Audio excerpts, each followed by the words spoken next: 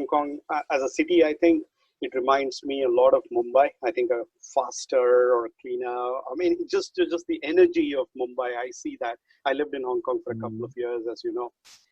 A lot has been happening in Hong Kong in the last couple of years.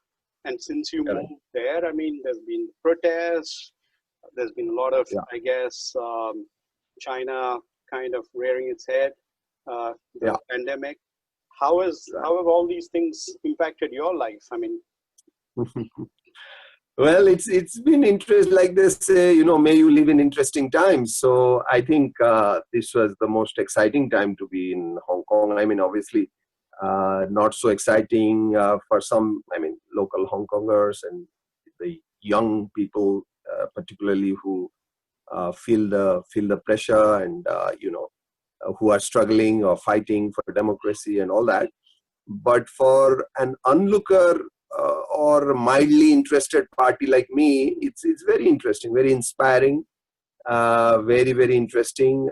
Now, we are very lucky that being where I am in Hong Kong University of Science and Technology, which is away from the main city. So I can carry on with my work and, be unaffected by all these disturbances, so-called, due to the events you described.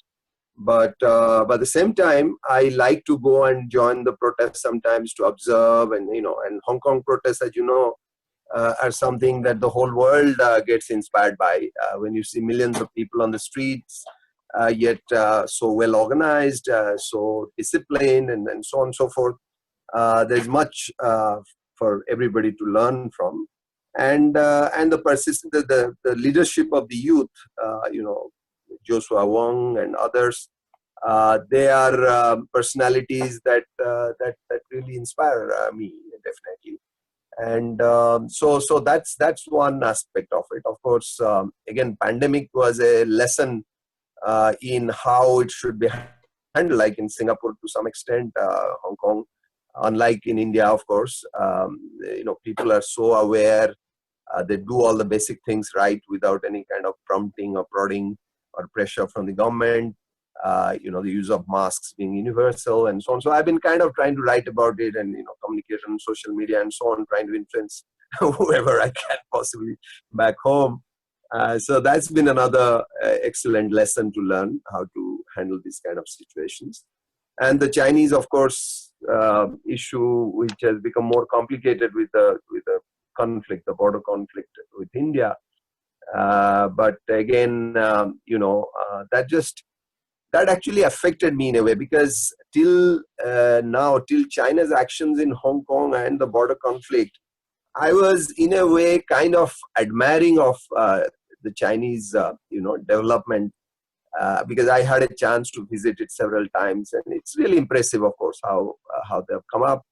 And the fact that there is a second power in the world to stand up to the American, monopoly in a way, or monopolar world, that kind of felt good in some sense. And a country out of the developing world is coming up to challenge a developed country.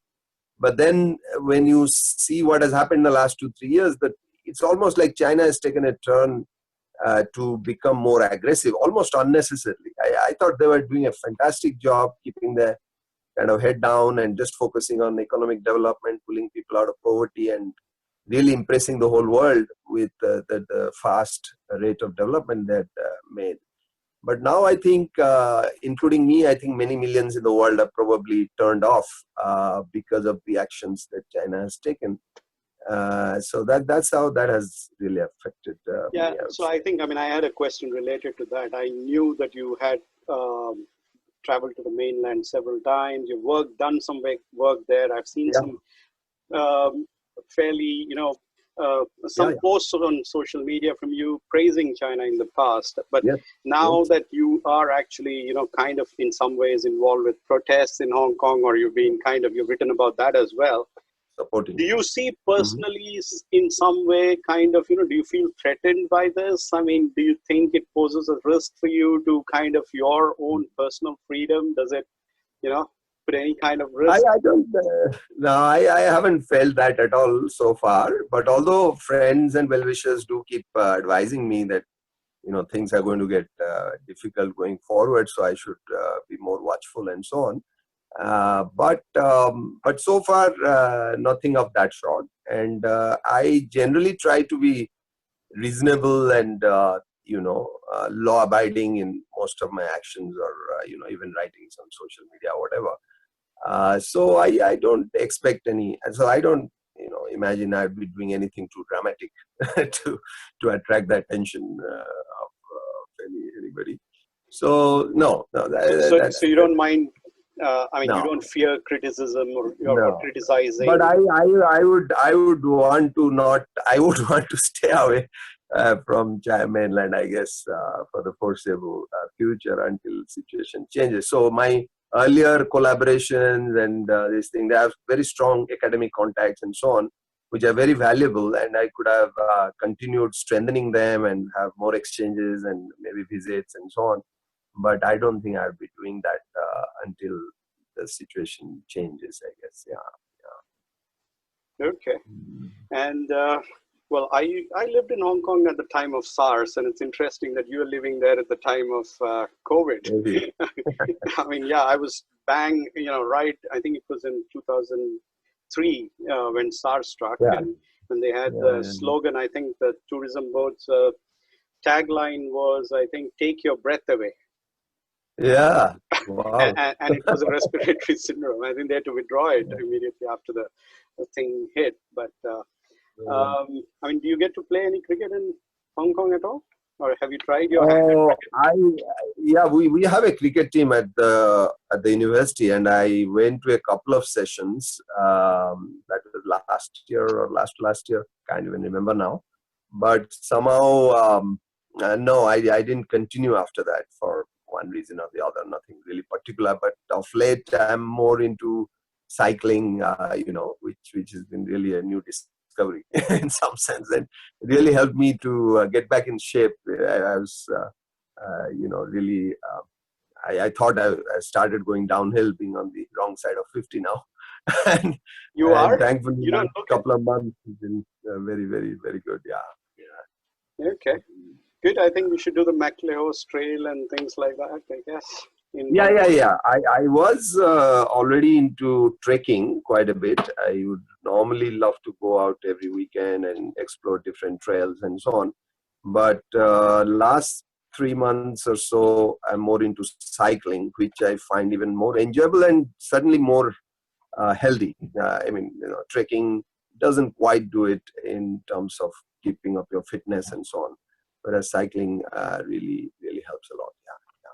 Do you think Hong Kong can still keep its position and, as a kind of cosmopolitan world city kind of thing, or is that changing? That's $1 million question, really. I wish I had the answer, but it looks, looks your perception. Over the last few. Yeah, I know. I think it looks tough. Something has to give. I think it cannot ride this, two horses at the same time. You either become part and parcel of China, or you remain cosmopolitan and liberal like it used to be. But given the current policies of the mainland government, I can't see how that can happen actually. So if you compare it with, let's say, Singapore, or there are other cities who will definitely take a march over Hong Kong, and its traditional advantages would definitely has been already, I think, been damaged significantly. So my sense is there is a price to pay for these new security laws and all the changes that the mainland government has brought in. But only time will tell. How this is going to pan out, and how strictly they're going to implement it, and so on and so forth. But already, I think the damage is fairly significant to my mind. Yeah. Okay.